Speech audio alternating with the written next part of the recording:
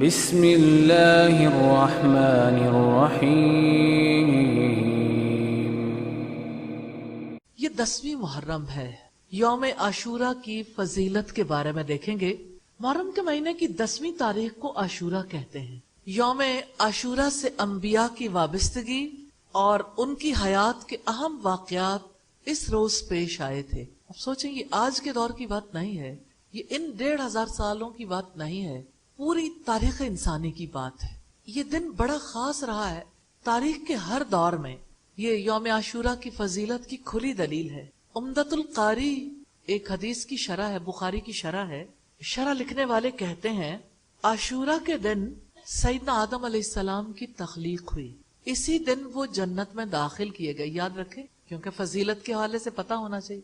زمین و آسمان بنانے سے پہلے اللہ تعالیٰ نے اس مہینے کو حرمت والا قرار دیا، تو جب محرم کا 10ویں کا دن تھا اس دن اللہ تعالیٰ نے حضرت آدم علیہ السلام کو پیدا کیا اور اسی دن وہ جنت میں داخل کیے گئے، اسی دن ان کی توبہ قبول ہوئی۔ اس کا یہ مطلب نہیں کہ وہ سیم ڈے تھا، پتہ نہیں کتنا عرصہ بعد کب یہ سارا سلسلہ ہوا، اللہ تعالیٰ جانتا ہے، ہمیں نہیں بتایا، لیکن دن 10ویں کا تھا، مہینہ محرم کا تھا۔ آدم علیہ السلام جب جنت میں گئے، جب انہوں نے توبہ کی تو توبہ قبول ہوئی۔ یہی دن تھا جب نوح علیہ السلام کی کشتی بھی جودی پہاڑ پر آ ٹھہری تھی۔ آپ امیجن کر سکتے ہیں جن دنوں کو اللہ تعالیٰ چاہے برکت والا قرار دیتے۔ اسی دن سیدنا ابراہیم علیہ السلام پیدا ہوئے۔ ابراہیم علیہ السلام کی پیدائش اسی دن وہ نمرود کی دہکتی ہوئی آگ میں ڈالے گئے۔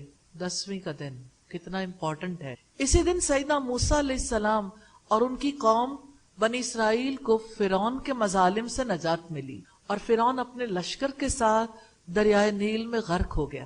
فرعون کی غرقابی 10 محرم کو ہوئی۔ سیدنا ایوب علیہ السلام کو ان کی بیماری سے شفا 10 محرم کو ملی تھی، وہ بھی 10ویں کا دن تھا، محرم کا مہینہ تھا۔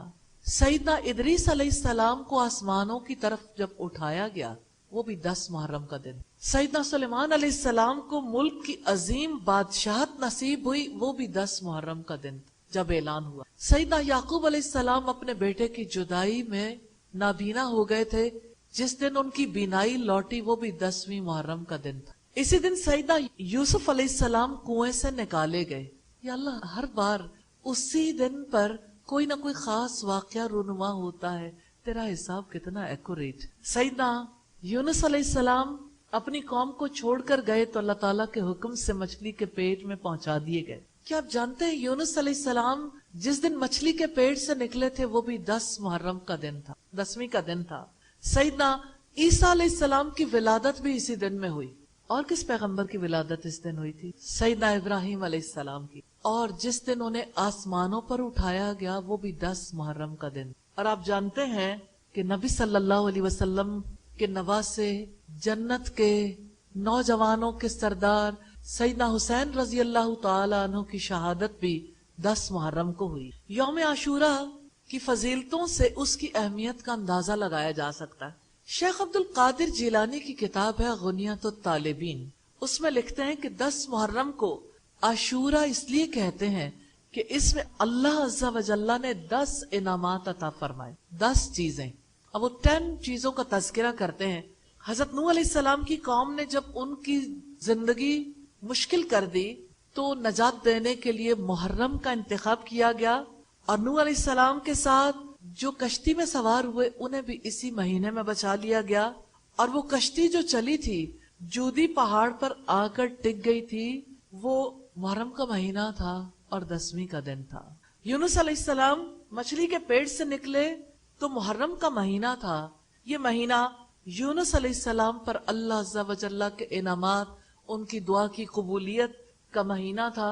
ابراہیم علیہ السلام کو آگ میں ڈال دیا گیا تو اللہ تعالیٰ نے ان کے لیے آگ کو ٹھنڈا کر دیا، یہ بھی 10ویں محرم کا دن تھا۔ سیدنا موسیٰ علیہ السلام کو اللہ تعالیٰ نے فرعونیوں سے نجات دلائی، وہ بھی محرم کا مہینہ تھا اور 10ویں کا دن تھا۔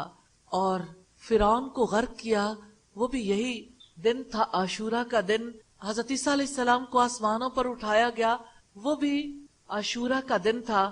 نبی صلی اللہ علیہ وسلم کو اللہ تعالیٰ نے مکہ کے کافروں سے نجات عطا کی تھی، وہ بھی محرم کا مہینہ۔ مدینہ میں آپ کا والہانہ استقبال کیا گیا، وہ بھی محرم کا مہینہ تھا۔ یہ مہینہ تو انعامات کا مہینہ ہے، یہ مہینہ تو نجات کا مہینہ ہے، یہ مہینہ تو شکر کا مہینہ ہے، یہ مہینہ تو ہجرتوں کا مہینہ ہے۔ نبی صلی اللہ علیہ وسلم نے شکرانے کے طور پر اس میں روزے رکھنے کا حکم دیا۔